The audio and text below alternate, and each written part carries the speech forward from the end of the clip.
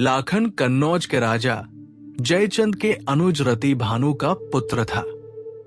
अब उदल जयचंद के दरबार में बैठने लगे थे। एक दिन बंगाल के कामरू राज्य के बूंदीगढ़ से राजा गंगाधर राव की पुत्री कुसुमा का टीका लेकर राजकुमार जवाहर सिंह कन्नौज पहुंचे। इससे पूर्व दिल्ली, पथरीगढ़, बौरीगढ़ होकर आए थे। किसी राजा ने उनका टीका स्वीकार नहीं किया था। जयचंद ने भी बंगाल का नाम सुनते ही टीका लेने से इनकार कर दिया। सभी का कारण एक ही था कि बंगाल जादू के लिए प्रसिद्ध है। जानबूझकर मधुमक्खियों के छत्ते में कोई हाथ नहीं देना चाहता। राजा जयचंद ने इनकार किया तो उदल ने कहा, टीका आया है। लाखन सुंदर है, जवान है, कुंवारा है, फिर टीका स्वीकार न करना हमारी राजपूती शान का अपमान है। जयचंद ने कहा, उदल यदि अपने बल पर चाहे तो टीका स्वीकार कर ले। उदल ने लाखन का टीका स्वीकार कर लिया। पंडित को बुलवाकर टीका चढ़ा दिया गया। महलों में मंगलाचार होने लगे। विवाह फाल्गुन में होना तय करके जवाहर सिंह लौट गए। निश्चित किया गया समय जल्द ही बीत जाता है।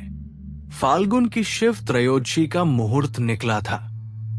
अपने व्यवहारी राजाओं की बारात लेकर आल्हा बूंदी जा पहुंचे। बूंदी के राजा गंगाधर को सूचना देने के लिए ऐपनवारी, ब्याह की पीली चिट्ठी लेकर रूपन को भेजा गया। गंगाधर के दरबार में पहुंचकर रूपन ने पत्र सौंपा और अपना नेग मांगा। उसका नेग ही था तलवारबाजी। दरबार के 32 क्षत्रियों को घंटों तलवार चलाकर मौत के घाट उतार दिया। राजा गंगाधर डर गए। उन्होंने बल के मुकाबले छल को प्रबल माना। अपने दोनों पुत्रों जवाहर सिंह तथा मोती सिंह को भेजकर अकेले लाखन को ही मंडप में भेजने को कहा, वो भी बिना शस्त्रों के। आल्हा ने कहा, हमारा रिवाज है कि अकेला दूल्हा कहीं नहीं जाता, आता उसके साथ एक नेगी अवश्य जाएगा। आल्हा ने नेगी की जगह उदल को भेज दिया। महल के द्वार पर पहुंचकर राजकुमारों ने कहा, मंडप में शस्त्र लेकर प्रवेश नहीं कर सकते। आतः उनके शस्त्र उतरवाकर रख लिए। मंडप में पहुंचकर पूजन कराने के स्थान पर दोनों भाइयों जवाहर और मोती सिंह ने तलवारें खींच ली। अंदर और भी क्षत्रिय छिपे थे। सब इन दोनों निहत्थे वीरों पर टूट पड़े। दोनों ने निहत्थे ही बहुत देर तक मुकाबला किया। थाली, लोटा आदि से ही अपना बचाव और वार किया। फिर धोखे से ही दोनों को बांध लिया गया। बांधकर खंदक, गहरी खाई में फेंक दिया गया। ये सूचना राजकुमारी कुसुमा को मिली तो उसे अच्छा नहीं लगा। वो रेशम की डोरी लेकर आधी रात को गई। उन्हें निकालने के लिए डोरी लटकाई तथा भोजन भी करने का आग्रह किया। उदल ने कुसुमा को समझाया कि हम चोरी से निकलने के पक्ष में नहीं, ये हमारी शान के विरुद्ध है। यदि तुम कुछ कर सकती हो तो ये सूचना आल्हा के पास पहुंचा दो। कुसुमा ने सवेरा होते ही पत्र लिखकर फूलों की डलिया में छिपाकर अपनी मालिन के द्वारा आल्हा के पास भेज दिया। मालिन पूछताछ करके आल्हा के तंबू में पहुंची। पत्र पढ़कर आल्हा ने उसे पुरस्कार दिया और कुसुमा को भरोसा रखने का आश्वासन दिया। आल्हा ने सभी सैनिकों को तुरंत रण के लिए तैयार होने का आदेश दिया। हाथी चढ़ने वाले अपने हाथियों पर चढ़ गए। कुछ घोड़ों पर सवार हो गए। सबने अपने अपने हथियार संभाल लिए। उधर जवाहर सिंह और मोती सिंह ने भी अपनी सेना को तैयार कर लिया। जल्दी ही दोनों सेनाएं आमने सामने पहुंच गई। आल्हा ने मोती से कहा कि तुमने गंगाजली कसम खाने के बाद भी धोखा किया। अब मैं बूंदी को तहस नहस कर दूंगा। मोती सिंह ने बातों का जवाब तोपों के गोले दाग कर दिया। आल्हा ने भी तोपों के जवाब में तोपें चलवा दी। लग रहा था गोले नहीं, ओले बरस रहे थे। गोले गोलियों के बाद भाले और तलवारें चली। लाशें गिरने लगी, खून की नदियां बहने लगी। तब आल्हा ने जाकर भगवती अंबिका का यज्ञ किया। भगवती से ये प्रार्थना की कि आज हम पर मुसीबत पड़ी है, यदि लाखन का ब्याह नहीं करवा पाए तो जग में हंसाई होगी। देवी की आभा ने कहा, सिरसा से मलखान को बुलवाओ तथा महोबे से ब्रह्मानंद को बुलवा लो। उन दोनों के आने पर ही लाखन का विवाह होगा। देवी के आदेशानुसार आल्हा ने मलखान और ब्रह्मानंद को पत्र लिखे और एक तेज गति वाले धामन को रवाना कर दिया। धामन महोबे पहुंचा और ब्रह्मानंद को पत्र दिया तो पत्र पढ़कर उसकी प्रतिक्रिया यही थी कि जब तो माता मल्हना ने इतना प्रयास किया पर आल्हा रुके नहीं, अब मैं भी क्यों जाऊं। धामन पत्रवाहक फिर सिरसा गया। मलखान को पत्र मिला तो उसका भी मन दुखी हुआ। उसने भी यही सोचा कि तब तो हमारी बात मानी नहीं। महोबे से निकले थे तो सिरसा में रह जाते, अब भुगतो अकेले ही। तभी मलखान की पत्नी गजमोतिन आ गई। मलखान ने जब उसे बताया कि पत्र आया है, उदल और लाखन दोनों बंदी बनाकर खंदक में डाल दिए हैं। आल्हा की सेना भी मरकट गई है, उन्होंने सहायता के लिए बुलाया है। तब रानी गजमोतिन ने कहा, सोचने का समय नहीं है, आप बिना एक पल की देर किए तुरंत जाओ। रानी ने याद दिलाया कि जब तुम भी खंदक में पड़े थे तो उदल ने ही तुम्हारी जान बचाई थी। जरा सी देर के कारण उदल मारे गए तो सारी जिंदगी पछताते रहोगे। गजमोतिन रानी की बात मलखान की समझ में आ गई और अपनी फौज को तैयार होने का आदेश दिया। सिरसा से चला तो महोबा पहुंचा। उसने यही बातें ब्रह्मानंद को समझाई तो उसने भी बूंदी जाने की तैयारी कर ली। दोनों माता मल्हना का आशीर्वाद लेने पहुंचे। माता ने दोनों को विजय का आशीर्वाद देकर विदा किया।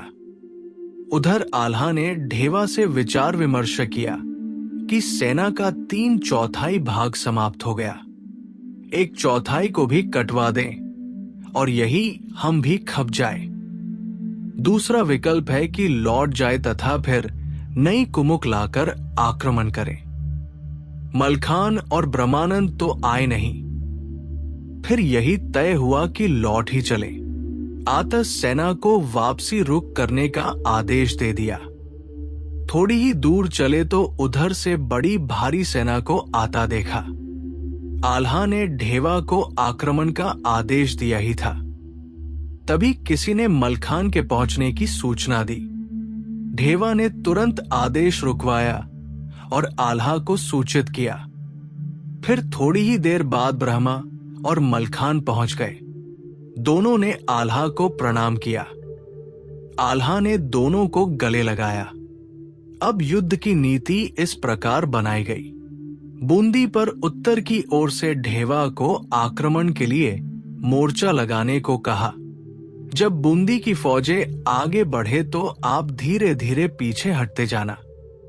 उधर दक्षिण से मलखान की फौज आगे बढ़ेगी। इसी युद्ध नीति से काम लिया। बूंदी के जवाहर सिंह और मोती सिंह दोनों भाई उत्तर की ओर युद्ध को निकले। युद्ध शुरू हो गया था। तय नीति के अनुसार ढेवा ने अपनी सेना पीछे हटाई तो बूंदी की फौजें आगे बढ़ गई।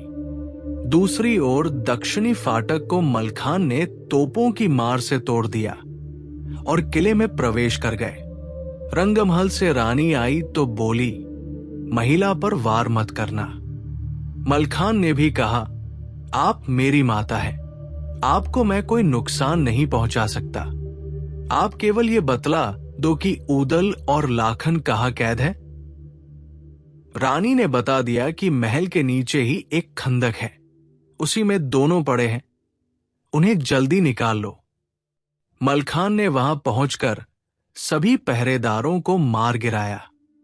उदल से बोले, भैया निकल आओ, मैं और ब्रह्मानंद महोबा से आ गए हैं। उदल ने देखा शरीर बंधा है और घायल है, बाहर कैसे आए? मलखान ने अपने विवाह की याद दिलाई और उदल को अपना बल याद दिलाया। तब उदल ने जोर लगाया और बंधन तोड़कर बाहर आ गए। उदल ने ब्रह्मानंद को प्रणाम किया, फिर चारों गले मिले। लाखन का शरीर बहुत घायल था। आतः पालकी में दोनों को उदल और लाखन बिठाकर डेरे के लिए रवाना कर दिया। वहां दोनों की मलहम पट्टी कर दी गई। अब पश्चिम से सैयद और पूरब से ब्रह्मानंद ने आक्रमण किया। मलखान तो दक्षिण से भीतर घुस ही चुके थे। बूंदी को चारों दिशाओं से घेर लिया। ब्रह्मानंद के सामने मोती सिंह पहुंचा। मोती सिंह ने तीर चलाया, ब्रह्मा बचा गया। फिर मोती ने तलवार का वार किया, ब्रह्मा ने ढाल अड़ा दी। मोती की तलवार टूट गई। ब्रह्मा ने आगे बढ़कर मोती को गिराया और बंदी बना लिया। जवाहर ने मोती को बंधन में देखा तो आगे बढ़कर ब्रह्मा पर वार कर दिया। तभी मलखान बीच में आ गए। जवाहर ने मलखान पर तलवार का वार किया। ढाल अड़ाकर उसने रोकी तो तलवार की मूठ हाथ में रह गई। मलखान ने ढाल की मार से गिराकर जवाहर सिंह को बंदी बना लिया। दोनों बेटे भी बंदी बना लिए गए तो गंगाधर राजा ने हाथी आगे बढ़ाया। अब वो मलखान पर जादू चलाने लगा। जादू मलखान पर कोई असर नहीं कर रहा था। तब मलखान ने स्वयं कहा, पुष्य नक्षत्र में जन्मा हूं, मेरी कुंडली में 12वें घर पर बृहस्पति है, जादू मुझ पर असर नहीं करता। फिर मलखान ने आल्हा से कहा कि राजा गंगाधर से तुम भिड़ जाओ। आल्हा ने अपना हाथी बढ़ाया और गंगाधर को ललकारा। गंगाधर ने भाला मारा। आल्हा ने दाएं हटकर चोट बचा ली। फिर गंगाधर ने आल्हा के हौदे की रस्सी काट दी, पर आल्हा गिरने से बच गए। अब आल्हा ने गंगाधर को बांध लिया।